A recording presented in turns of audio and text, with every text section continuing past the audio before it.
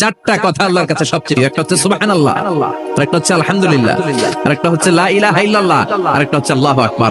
এই যে শুরুতে তিনটা তাকবীর দিছি, এই তাকবীরটা আল্লাহর প্রিয় কথা, যে চারটার মধ্যে একটা আছে না নাই? আওয়াজ করে পড়েন আল্লাহু আকবার। সবচেয়ে প্রিয় আল্লাহর কাছে এই চারটা কথা। লা ইয়াদুররুকা বিআইয়িহিন্না বাদাতা, বিষ্ণু বললেন এই চারটার যেটা দিয়ে শুরু করতে মন চাই করো, কোনো সমস্যা না। সুবহানাল্লাহ পড়েন। এজন্য ফরজ নামাজের পরে এই তাসবিহগুলো পড়বেন। আব্দুল্লাহ ইবনে আমর ইবনে আস তিনি বর্ণনা করেন, আমি বিশ্বনবীকে আঙ্গুলের গিরা দিয়ে এই তাসবিহগুলো পড়তে দেখেছি। রাআইতুন নাবিয়্যা সাল্লাল্লাহু আলাইহি ওয়াসাল্লাম ইয়াকিদু তাসবিহা বিয়ামিনি, আমি বিশ্বনবীর ডান হাতের আঙ্গুলের গিরায় তাসবিহগুলোকে পড়তে দেখেছি। পড়তে রাজি আছেন? ডান হাত তোলেন, এই আঙ্গুলের করের মধ্যে এইভাবে রাখেন, এইভাবে রেখে নামাজের পরেই সুবহানাল্লাহ আলহামদুলিল্লাহ পড়তে রাজি আছেন? সুবহানাল্লাহ 33 বার, আলহামদুলিল্লাহ 33 বার, আল্লাহু আকবার 33 বার পড়তে রাজি আছেন সবাই? আল্লাহ তুমি কবুল করো। ফরজ সালাতের পরে আমরা মুনাজাত দেওয়ার জন্য পাগল হয়ে যাই। আসসালামু আলাইকুম ওয়া রাহমাতুল্লাহ, আসসালামু আলাইকুম ওয়া রাহমাতুল্লাহ, আমিন ইয়া আরহামার রাহিমিন। আসসালামু নাই সামদুল্লাহ মনে হয় নাই, কিন্তু বিশ্বনবী সালাম ফিরানোর পরে সর্বপ্রথম যে আওয়াজটা করতেন সেটা হচ্ছে আল্লাহু আকবার।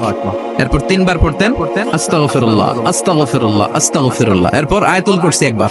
কয়বার? মান ক্বারা আয়াতুল কুরসি দুবুরা কুল্লি সালাতিন মাকতুবা লাম ইয়ামনাহু মিন দুখুলিল জান্নাতি ইল্লাল মাউত। প্রত্যেক ফরজ সালাতের পরে যে একবার আয়াতুল কুরসি পড়ে তার জান্নাতে ঢোকার ক্ষেত্রে আর কোনো বাধা থাকে না, একটা জিনিস ছাড়া, সেটা হচ্ছে মরণ। লোকটা মরে না তাই জান্নাতে যায় না, মরলেই জান্নাতে। আল্লাহু আকবার। এরপরে 33 বার সুবহানাল্লাহ, 33 বার আলহামদুলিল্লাহ, 33 বার আল্লাহু আকবার। সবশেষে মিলাবেন লা ইলাহা ইল্লাল্লাহ ওয়াহদাহু লা শারীকা লা লাহুল মুলকু ওয়া লাহুল হামদু ওয়া হুয়া আলা কুল্লি শাইইন কাদির। এরপরে পড়তেন আল্লাহুম্মা আনতাস সালাম ওয়া মিনকাস সালাম তাবারাকতা ইয়া যাল জালালি ওয়াল ইকরাম। এরপরে পড়তেন আল্লাহুম্মা লা মানিআ লিমা আ'তাইতা ওয়া লা মু'তিয়া লিমা মানা'তা ওয়া লা ইয়ানফা'ু যাল জাদ্দি মিনকাল জাদ। এরপরে পড়তেন আল্লাহুম্মা ইন্না নাসআলুকাল হুদা والتقى والعفاف والغنى। এরপরে পড়তেন আল্লাহুম্মা আ'ইন্না আলা যিকরিকা ওয়া শুকরিকা ওয়া হুসনি ইবাদাতিক। সুবহানাল্লাহ পড়েন। কত তাসবিহ, কত দোয়া। আবার ফজরের সময় পড়তেন আল্লাহুম্মা বিকা আসবাহনা ওয়া বিকা আমসাইনা ওয়া বিকা নাহইয়া ওয়া বিকা নামুতু ওয়া ইলাইকান নুশুর। সুবহানাল্লাহ পড়েন। এগুলো পড়েন না? আল্লাহুম্মা আমিন ইয়া আরহামার রাহিমিন। কত বড় টাকা। ফরজ সালাতের পরে তাসবিহগুলো পড়বেন। কথা বলেন, পড়তে রাজি আছেন সবাই? আর তাসবিহ শেষ হলে দোয়া করেন, সমস্যা নাই। দোয়া করতে হবে কার কাছে? বিশ্বনবী বললেন দোয়া মুখল ইবাদা, দোয়া হলো ইবাদতের নির্যাস, যার দোয়া নাই ওর কিচ্ছু নাই। দোয়া করেন নাই তো নামাজে কাজ হবে না, দোয়া করেন নাই রোজায় কাজ হবে না। কথা কন। আর দোয়া মুখল ইবাদা, দোয়া হচ্ছে ইবাদতের নির্যাস। আবার তিরমিজির বর্ণনায় বললেন আর দোয়া হুয়াল ইবাদা, দোয়াটাই নাকি ইবাদত। দোয়াটা ইটসেলফ এইটাই ইবাদত। নামাজ যেমনি ইবাদত, রোজা যেমনি ইবাদত, হাত তুলে যে দোয়া করলেন এইটাও ইবাদত। সুবহানাল্লাহ পড়েন। এটা মুমিনের ওয়েপন, সিলাহুল মুমিন। সাপ্লিকেশন, দোয়ার ইংরেজিতে বলে supplication. Supplication is the weapon of believers, the বিশ্বাসীদের অস্ত্র। সবকিছুর কারামতি যেখানে শেষ, দোয়ার কারামতি ওইখানে। এরকম অনেক শুনবেন ক্যান্সারে আক্রান্ত, দুরারোগ্য ব্যাধি, বাংলাদেশের চিকিৎসা শেষ, ইন্ডিয়া গেছে, কয় বাঁচবো 3 মাস। কয় মাস? এরপরে 7 বছর বাইসা ছিল। কেমনে বাঁচলো? কেমনে? দোয়ার পাওয়ার আছে না নাই?